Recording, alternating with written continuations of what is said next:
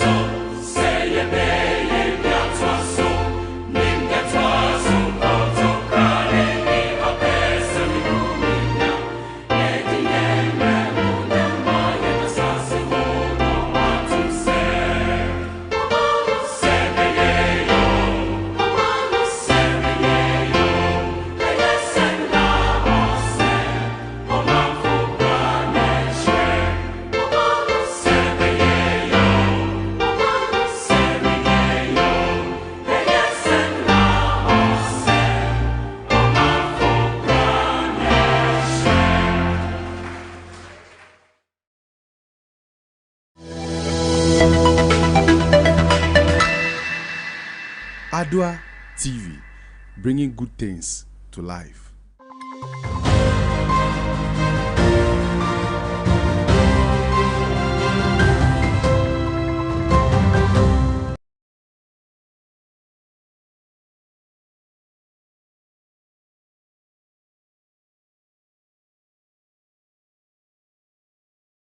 Good morning and thanks for joining us on today's news bulletin. This is the AM News coming to you live from our studios at the John Evans Fifth Mills High Street in Accra. We are also streaming live on Facebook at Edward TV Ghana, on YouTube at Edward TV GH, and around the world at edwardnewsonline.com. My name is Jonathan Armah. Now coming up in this bulletin, following the controversial e-levy bargain, Honorable Alban Sumana Kingsford Bagman has urged that consensus building must be paramount in the August House. Also in this bulletin, following the UTAG strike, which has been in day 3, students bemoan effect on the academic calendar. We have details to that and more right at the news bulletin. Do stay.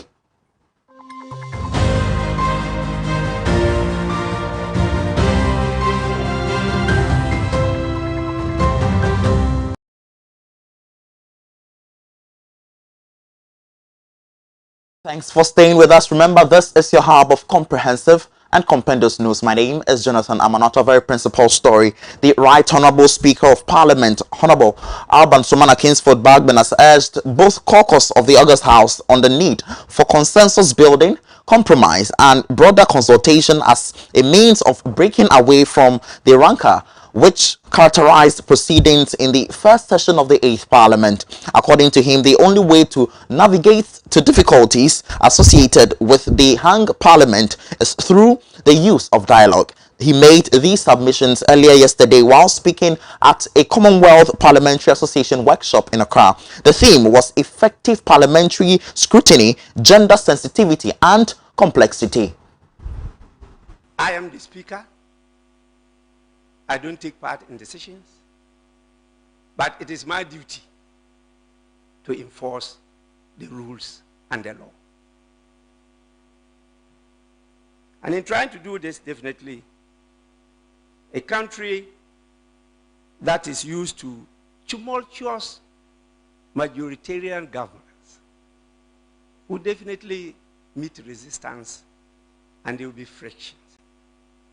But these are the feeding problems of change, of transformation.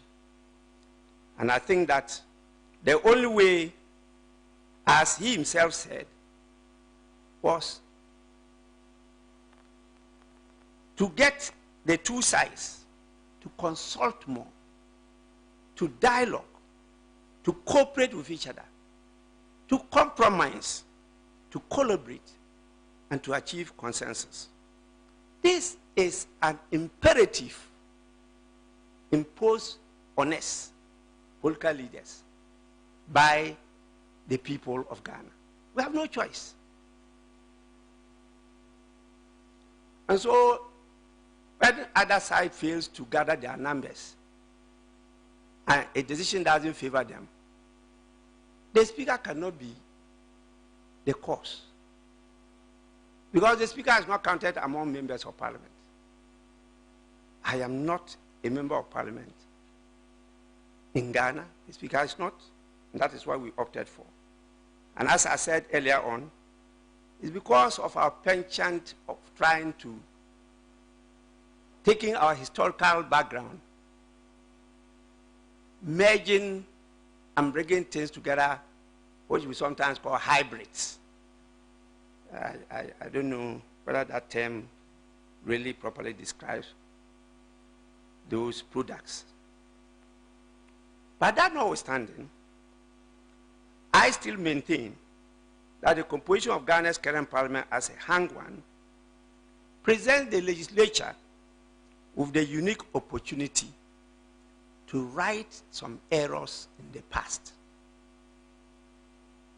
As a Speaker of Ghana's parliament, one such opportunity I am pursuing is leading a process that will ensure that the legislature is strengthened to play its role of an equal partner in the deliverance of an open, transparent, and accountable government.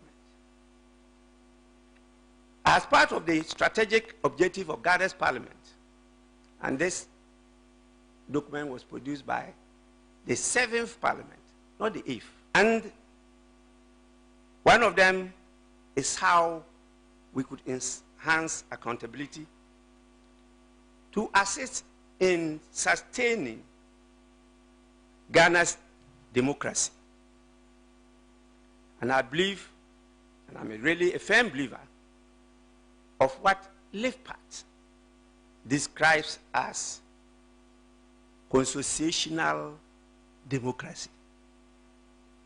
I believe in it. And I wish we could try to learn that. Consociational democracy is a process of arriving at decisions through the most representative parliamentary coalition possible. Just don't come in and say, because I'm the party in power, or I'm the individual who is the executive president, this is what I want, no more, no less. I say this clearly, not just from my experience, but from the knowledge of the option we took as a country. It is possible in Ghana to have a government with minority members of parliament. And it is possible in Ghana to have an independent person being a president of Ghana. That is a legal framework we crafted for ourselves. And so if we don't learn this and imbibe this culture of give and take, of Jojo, of trying to look at the Right Honorable Speaker of Ghana's Parliament, Alban Somana Kingsford Bagban, at the Commonwealth Parliamentary Association workshop that transpired in Accra yesterday. But away from that, let's talk some issues pertaining to the UTAG strike. Some students in public universities are appealing to the government and teachers to settle their impasse for a smooth academic calendar. According to the students, the ongoing strike by the University Teachers Association of Ghana, UTAG, is already affecting academic activities and called for early resolution of concerns. Ms. Na Ankara was at the Ghana Institute of Journalism and has come through with the next report. Students have been busily registering for the academic year and hoping for lectures to begin right after the festive season. However, things didn't go as planned. The University Teachers Association of Ghana (UTAG) on Monday, January 10, 2022, embarked on a nationwide strike action to press home their demands for improved conditions of service. UTAG from last year has been lamenting over the worsening conditions of its members and followed through with some demands on government. In its latest press release dated January 20th, the group decried the government's inability to implement as well as meet timelines agreed upon during negotiations as part of efforts aimed at improving conditions of service of lecturers. The strike has lasted for 3 weeks now.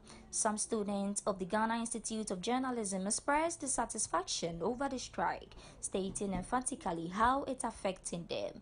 According to Josephine Nyedu Efresha, the government must heed to the call of the disgruntled teachers to settle their differences. We're supposed to start lectures about, let me say, 2 weeks now. But because of the strike, we are still home and not yet knowing when to come for lectures. It will affect us in a way that because of the timetable, we have to go back from some of the subjects because we are supposed to be starting learning right now. But because of that, some of the timetable has to go back. So I think it will affect us in a way. I think the teachers has to be taken care of so that they can also take care of us. For Pond Festus, a level 200 student, the strike action is taking a toll on him, putting consideration monies paid for the semester only to be told that teachers are on strike. It is, and then we can't do anything about it as students because they feel like what they are getting from what they are doing is not enough. So they have to do what it takes for the government to see to the government doing their responsibility the right way. So, well, it's not good for us. It's really hurting because you pay this huge sum of money as your fees way last year, and then this year, the moment school resumes, you hear this strike stuff, and it's really appalling. But Ghana, it's affecting me negatively. It's really affecting because I should be learning by now, but I'm in the house doing nothing. So, well, I understand the teachers with what they are doing. Because I wouldn't say if I were to be in their position, I wouldn't do the same. You see, life, it hurts when you're doing something and you're not being valued for doing it. Or you're not being paid the amount you are supposed to be paid. So I feel like, well, what they are doing, they think is right for them. So, but even though it's affecting us, it is what it is.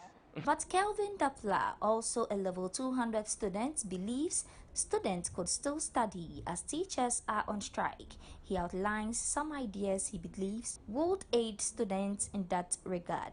It's affecting me in so many ways because they will be, if they come back, they will be telling us to write IA and other stuff. So it's worrying us, and the term is really short. The semester is really short. So I think it's affecting me a lot. Yeah, I think in a way it's good because they also work, they need to be paid.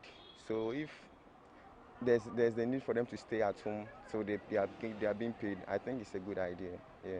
You know, we are not learning because nothing has been given to us. Slides, anything has not been given to us. So we are still waiting on them. If the slides was given, we would have learned, but nothing has been given, so we are still waiting. Okay, to me, I'll plead with them to maybe come and even give us the slides to learn ahead, so that if they are being paid, then they can now come back and continue with lectures. Yeah. Fauziatu Abdullah is also a level 200 student, and she pours out her frustrations. Actually, we're actually worried because if it's already 3 weeks, so all the things we are supposed to learn at that particular 3 weeks, and if lucky for us, they go off strike on February. Of course, all the 3 weeks learning and this will be adjourned into February. So it will actually affect. Meanwhile, the National Union of Ghana Students (NAX) has threw its weight behind the University Teachers Association of Ghana (UTAG) over its strike action, stating that the government had not been fair in its dealings with UTAG, hence demanding for government to formulate guidelines to implement. It was not 3 days, that is 3 weeks. That is when UTAG has gone for the strike, approximately a month or so. What is there for the student to write home about?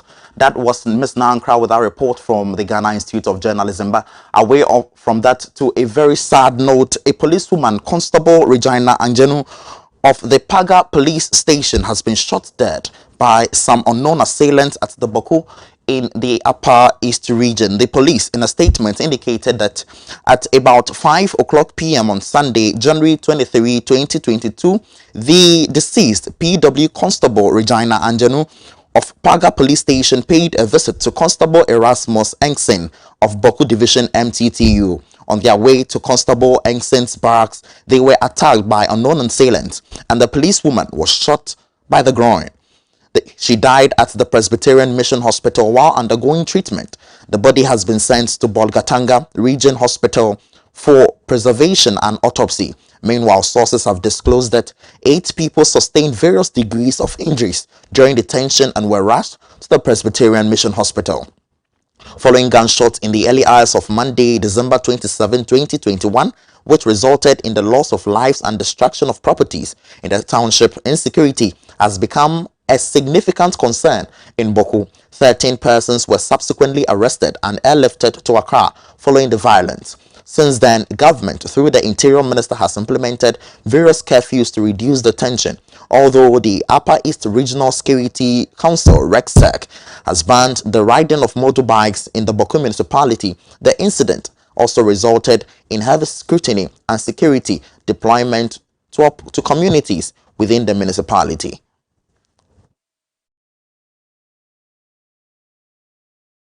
Very sad situation there. May the gentle soul of this policewoman rest in the bosom of the Lord. But away from that, the United Nations General Assembly on 24th January 2019 marked the first ever International Day of Education and declared this special day to empower all countries to increase their political commitment to education so that all children and youth may receive the benefit of a full education. Again, the International Day of Education is observed every year on January 2024 to celebrate the role of education for peace and development.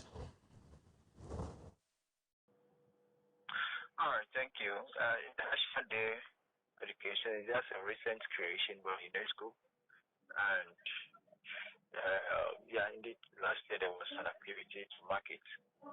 I think UNESCO, in collaboration with, the Ghana office of UNESCO, in collaboration with the GNEC, they got an activity. But this year, I'm not sure there's something going on. But the importance of the celebration is to take stock of our education system and also to see how far we've come, what we need to do, and where we need to go. And in Ghana, when we have to do the stock taking, we need to ask ourselves some basic questions. Has education be equitable for everyone? In the sense that if you look at the disparity that exists in the education between the rural and then the urban areas, we'll still have to ask ourselves whether education is equitable. We need to ask ourselves, is education indeed it is actually free in its entire cost, or there are still hidden costs that are serving as hindrance to attainment of education for some children in Ghana? We need to question ourselves about the quality that we've been seeing in terms of education. There are gains that we have made. We won't discount the fact that we haven't made any gain. But because if you look at it, some countries, especially some West African countries, they look up to us in terms of our education attainment. Recently, one country was in Ghana to learn from our education system so that it is back to our best. They can also make their education system a bit more strengthened and also to implement free education in their country. So we are quite a reference point for some countries, especially in West Africa and even Africa as a whole. So we will not discount the fact that there have not been any advances that we've made over the years. There have been some progress. Yet we have can talk of that nature holistic intervention. And for us as policy influencers, we are so much particular about some of the policies in the education sector that we believe how they are being even implemented, not only for the implementation, but so for us, we believe there are still issues with equity. Because if you look at especially how educational resources are distributed in the country, there's quite a disparity between what happens in rural communities and the urban communities. And we'll need to look at that. Go to some certain spaces in the rural areas that you don't see children having school infrastructure. We are talking currently about 500 plus schools that are still under shed, and then that are three. And most of them are found in these deprived areas. That government needs to look at. Some schools still don't have furniture for students to sit on and write. Some schools are still under distracted, and this is still bordering on access to education. Although we've done considerably well in advancing the part that we increase the space for more children to be in school. We are still talking about about 40,000 plus children that are still not in school.